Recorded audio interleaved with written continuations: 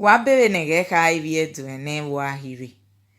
Ma veme tani mahia uwe na supermarket waswita na sayo. Wadaiho hana wabe gaberi we mi so be ladian hunda we ba ake mi so no waladian webu odo hien akuobisi no gbera no di ake. Ohana gaberi we mi ni bunwe ladian wabi daiho. Okana na do de mwe oko na ti edema hyota. Edema hyota wa me go supa eke omo magi se ha edu. Okeke odo ya yigbo ma bi omo pa.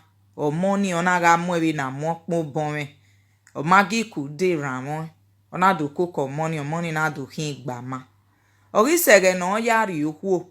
Ona do ya wo obo pa ima gbogo no giwi. Ona do iwu ne.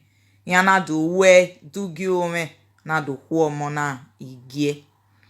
Omagi ekpeva amo na mege no jagogo o waga sikpu wosunu na momo ovime owu odafonga we mi no sono no dawe dota mame nive gwa enu ara hie hunda ohu no hie gbe ologo okedo etin igame omo hunda yen honu biele moni bune uwie. Iyo we go do. Yeze de ne gbo taberio hunda yen wa mo gogo gien. Ologo ma pa ni wa mema yen be ni anwe he. O ma veni ye awa yen we obukana ge akuobisi no gbira no diake. Iya leva ekugberun da we oho na we ima ho ni ga ka ho bien binana mie we ubien de babien nohu vireba venoti amobie ni. Ori kugbo de do parun dayan ari ugbo kien kobie. Obie ri ugbo no kwa ijerie ogo. Ona we amomo we garowa. Hunda ema ho nuzozu. Numi na riri hama. Amomo na arowa. Ori tere ona finya ofia jaki.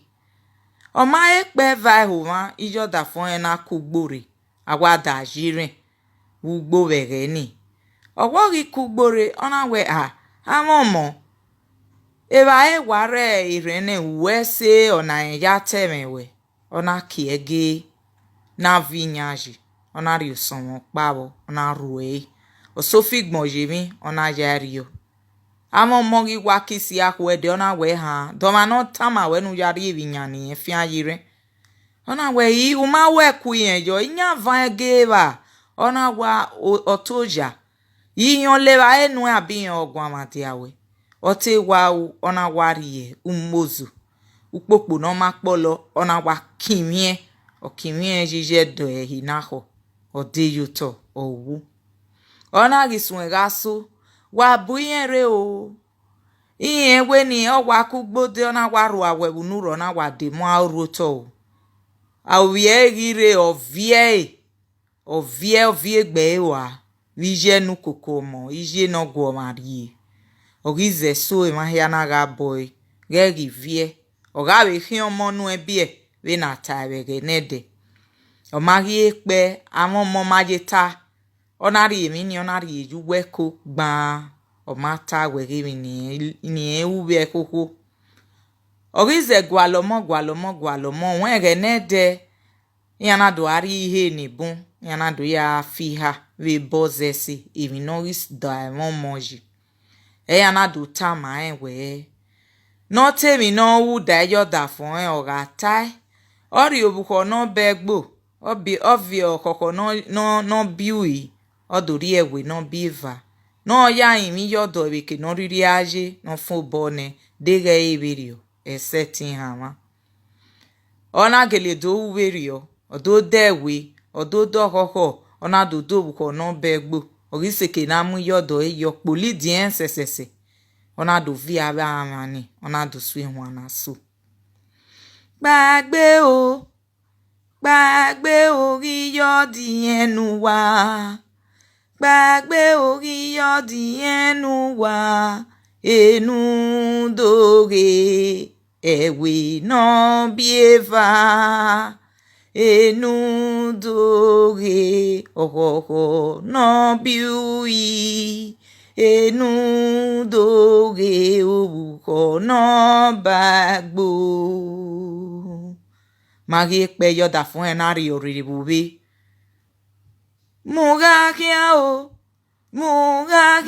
amobi wa muga kiao amobi wa uke gbien wa ba mu son mi yan pa uke gbien wa ba mu son mi yan pa uga igari wa gegba ogiyeke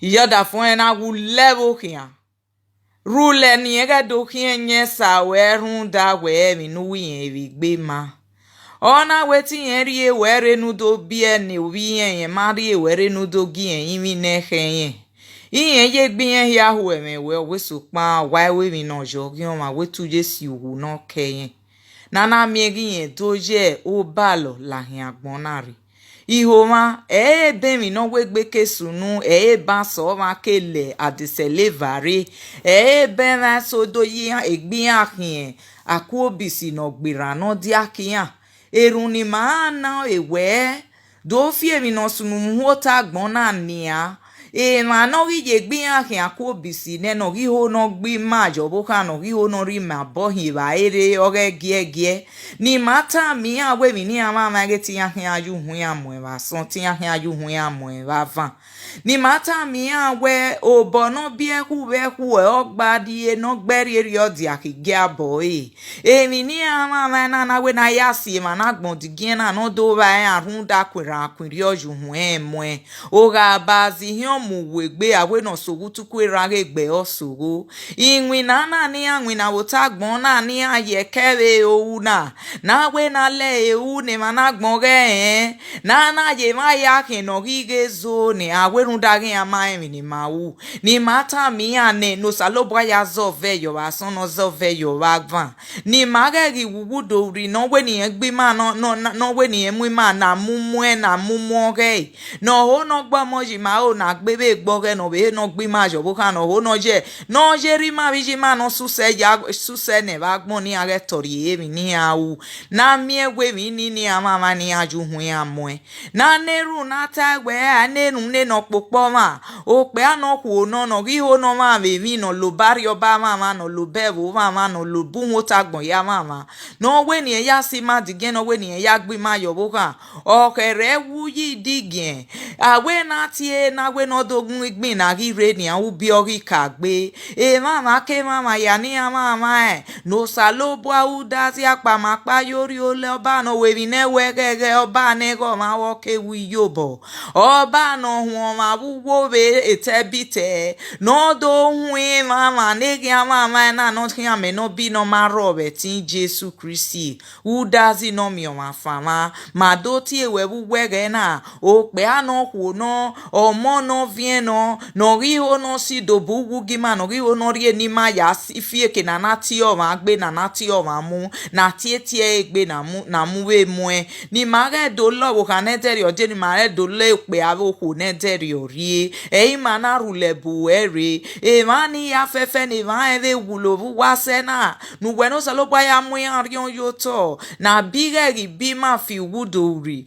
ne mi ave no we gbe ge do si ma fi wudo ri ma na rule bu ere baba nu me to ha me ya bo ri ma me le ku ri ma ke wi gi ogwi ma ni mana we mi abaku baba nu we do me to ha ndu ta be no wa wu ga me to ha go manu ame to ha go we me le ku go manu ame le ku gi ma ke wi gi ogwi ma manu ame to ha ge baba ni ma ge do fun arun de ma dan ave ko na ku obisi ava ku obisi no gbera no di akiana mama ni mama na nu we ge se baba ma hia na rule bueri me to ha ge no me tin se me to ha ge no me tin se ye ma ve ge na di ho iwa ge hi ma ge mi ni a ese ni azona ni azo ode bo ni azo ode ma ne kuina hi ma mi egwe ge obogbe oze ni mana buwera pa ma paje oze ni mana buwera ori ole do me yabo do giofure aro tewi ma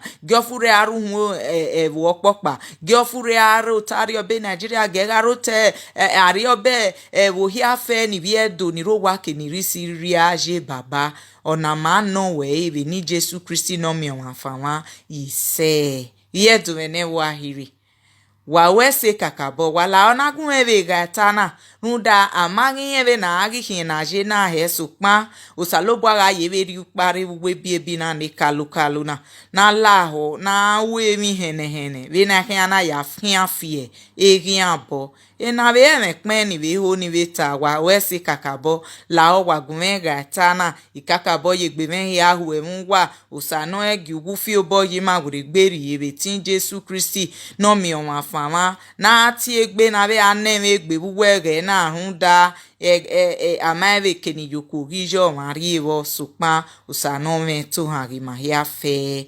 Bye. Thank you very much. Please share this video, like and subscribe to my YouTube channel. Thank you and God bless you in the name of Jesus. Safety is of the Lord. You are safe wherever you are in Jesus' name. Thank you, Lord.